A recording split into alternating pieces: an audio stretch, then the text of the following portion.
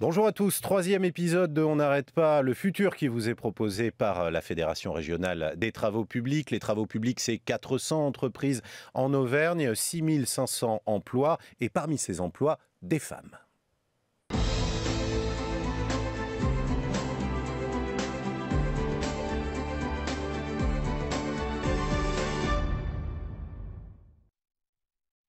Christiane Guyard est avec nous, elle est chef d'agence dans une grande entreprise de travaux publics, 80 personnes sous son autorité. Vous nous direz dans un instant pourquoi vous avez choisi ce secteur d'activité et ce que vous faites au quotidien. Mais avant, illustration sur le terrain avec une activité qui représente près de la moitié de l'activité du secteur des travaux publics. Les routes, on va dans l'Allier et à Clermont avec Catherine Lopez.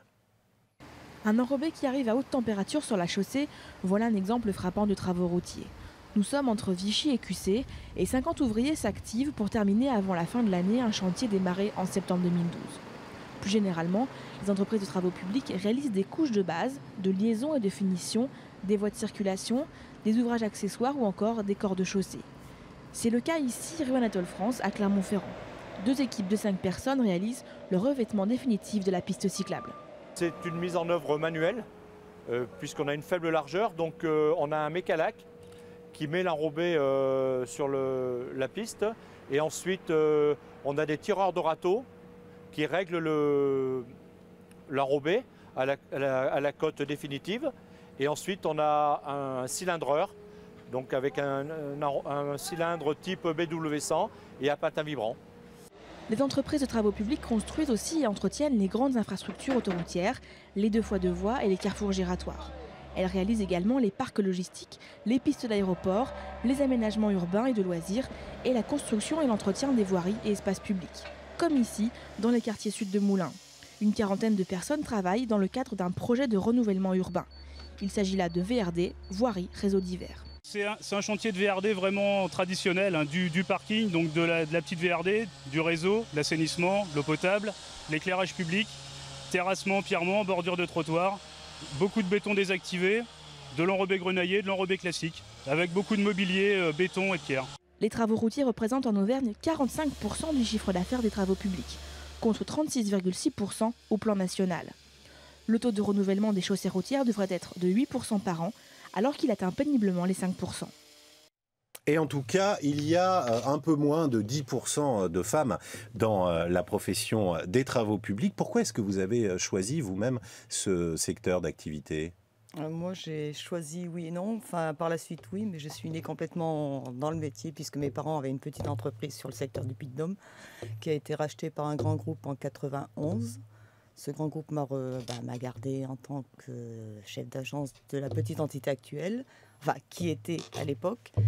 Et puis, suite à certaines formations de management, de gestion, j'ai progressé, pris des agences un peu plus grosses, mais en restant dans la région. Donc un parcours d'autodidacte et une progression au mérite, à un assez haut niveau d'ailleurs, puisque, je le disais en introduction, vous dirigez 80 personnes. Vis-à-vis de vos clients, vis-à-vis de votre hiérarchie et de vos collaborateurs aussi, vous avez l'impression que c'est un problème d'être une femme, un handicap, qu'il y a une crispation par rapport à ça ou pas ? Au début de ma carrière, donc j'ai commencé très jeune, c'était dans les années, on va le dire quand même, 80. Donc c'était encore très très macho à l'époque, donc il faut surtout en tant que femme être intègre. On n'a pas droit du tout à l'erreur. On est super testé, mais une fois que nous avons fait notre place et qu'on est reconnu, il n'y a plus de différence. Donc il faut faire ses preuves. Je dirais qu'à la limite, voilà, il faut faire complètement ses preuves et à la limite, je ne veux pas dire que c'est un avantage après, mais le contact client, étant femme, bon, on connaît les hommes, est quand même plus facile. Et alors, dernière question, est-ce que de votre point de vue, ça peut freiner la progression de carrière aujourd'hui encore ? On parle de plafond de verre pour les femmes, c'est-à-dire qu'il devient très difficile à un moment d'atteindre le plus haut niveau, la présidence en clair. Qu'est-ce que vous en pensez, vous, de ça ? Je pense que si une femme le veut vraiment, elle le peut. Mais il y a énormément de sacrifices à faire.